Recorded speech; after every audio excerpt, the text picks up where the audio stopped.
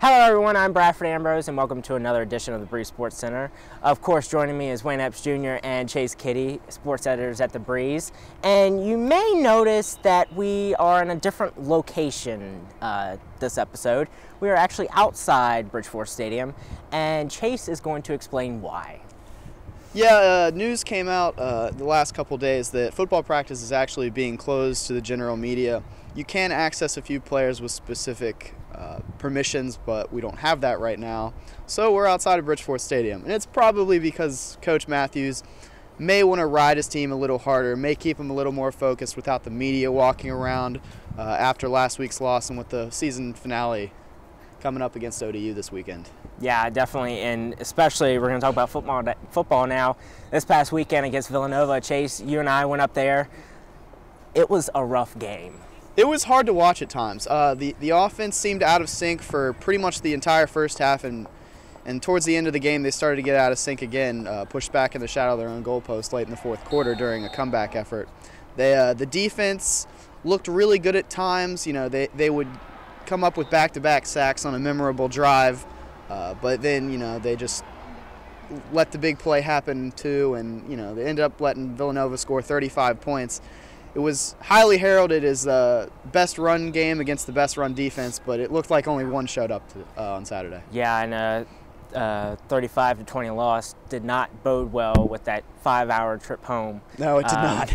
Back to Harrisonburg. I know that it didn't bode well with us either, but Wayne, we're going to switch gears, or Chase, actually, we're going to talk about women's basketball. Not a good sports weekend for JMU. Women's basketball lost to University of Virginia Friday night and then lost to Quinnipiac Sunday afternoon. Go ahead and talk about them. Yeah, really not the start that Kenny Brooks and the women's basketball team here was looking for. Women's basketball highly touted after that WNIT run last year, going to UVA in Charlottesville to play the team that they actually knocked out in the quarterfinals last season.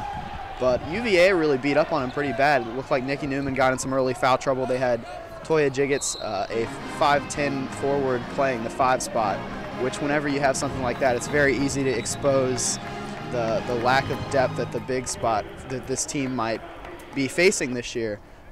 UVA outscored JMU some 40 or 50 points in the paint. It was pretty rough. Yeah. Wayne, we're going to switch gears. We're going to talk about men's soccer now. We actually, Chase and I had a chance to go cover them for the last few minutes of their game up at Drexel against Northeastern, a 5-0 loss. Talk about them. Well, this official has been an up and down season for the team. Northeastern is pretty much the best team in the CAA. They went on to win the CAA championship on that Sunday. So it was a terrible loss for the team. It's, like I said, it's been an up and down season. They beat the #1 ranked team UNC at home earlier in the season. Then they suffered a couple of other losses, and they had several draws. So it's been an up and down season. They had a 9-7 win-loss record for the season. So it's kind of surprising loss the way they played recently, but again, they're kind of all over the place this season. So. All right, and then we're going to talk about cross country. Go ahead and talk about them. Right, cross country had a good showing this weekend at the NCAA Eastern Region meet.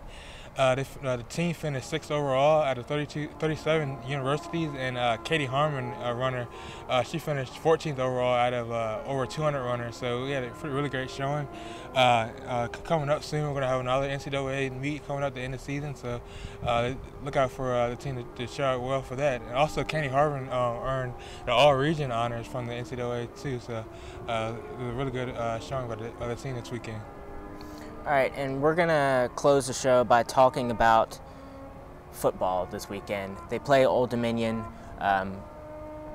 Basically, they're going to have to play their hearts out to try to get into the CAA playoffs. Wayne, you can talk about that, and then Chase, you can talk about that too. Well, yes, this is really a must-win pretty much for the team. They have the 7 wins to qualify them for an at-large bid, but with the other teams in the FCS right now, it's going to be a tough going if they lose this game, especially after the loss especially after the loss against Villanova and the loss against Richmond earlier in the season.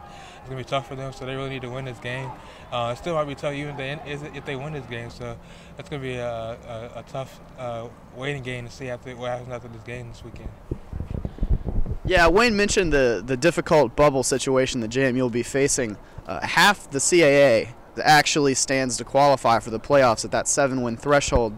So really what we're looking for is not only does JMU win, because if they don't, forget about it, they can't win the CAA.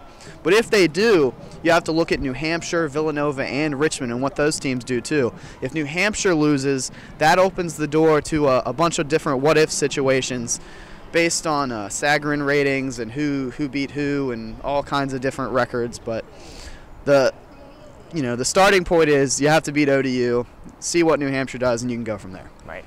All right. Thanks, guys, for joining me once again. Thanks for joining us for this episode of the Breeze Sports Center. I'm Bradford Ambrose.